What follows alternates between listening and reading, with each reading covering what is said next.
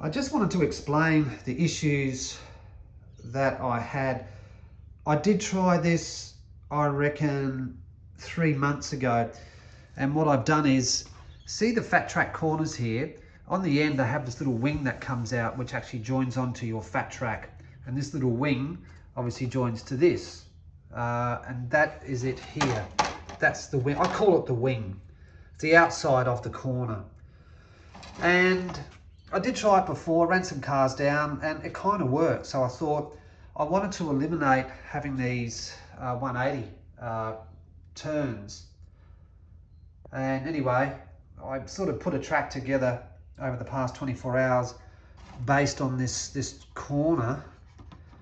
And what was happening was the car was coming into this corner and hitting up here, and then obviously flying down there. So then what I did was I just extended the corner.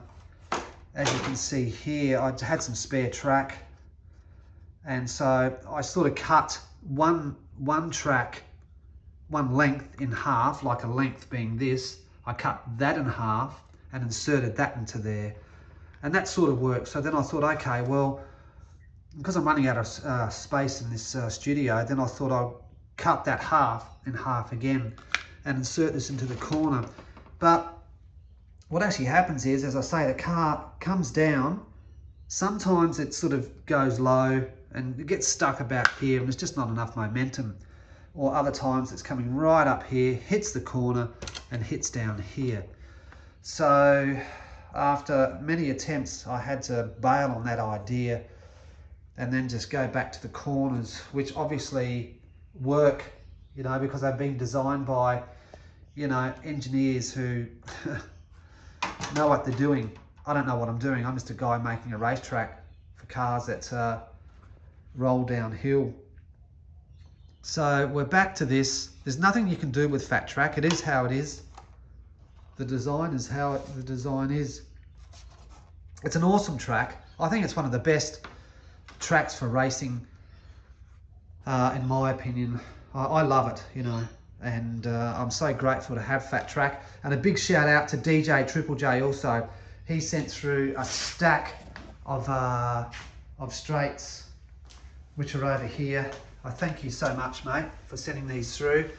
Without these straights, I wouldn't be able to build the track or extend it. See, there's a halfie that I've cut.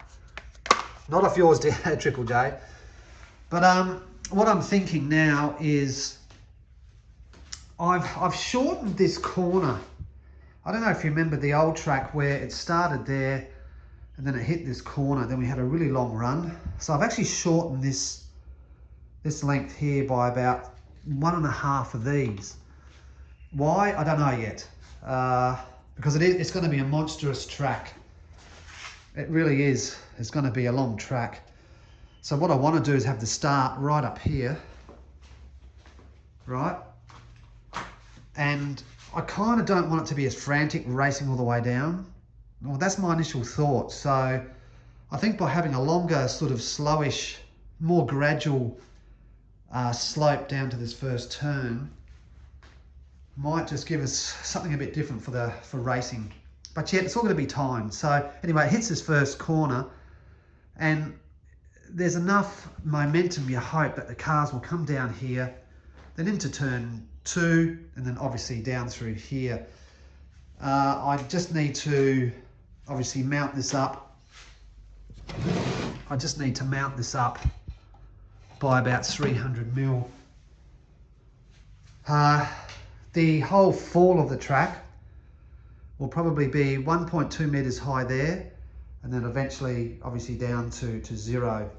The last track ended up on the floor, and I tell you what, after 400 or so races that I put up on the channel, my back is killing me. So I'm going to actually get it up higher, which means the whole track will sit really quite high.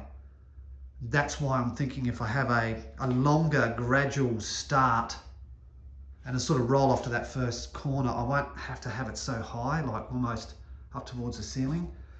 Anyway, look, you know, these are all things I have to work out And I will get through it. You know, I got through it before with the last track, so let's just see how I go. I've got plenty of spare straights, so I'm wrapped about that. Sorry about the mess everywhere, it is how it is. What else can I tell you about it? That's about it. My testing car is a mighty Holden. So here's the first turn. And he comes down. He comes down quite nicely. Just do it again. When I build tracks, I always start with the end. I want to make sure that if a car gets caught up in this corner and it just gets over, that it can still get down to the end. Then the rest of the track is all about, you know, getting the speed right. The corners will always sit flat, and then obviously you will have your roll off that way. You know, same with this corner, that sits flat. And then same with this corner, that sits flat also. So my next step today is to try and get this start thing happening, and then see how it behaves. And if it behaves well, you know, let it sit for a day or two, come back tomorrow with some other cars, and we'll see how we go. I'll keep you informed. Okay, catch ya.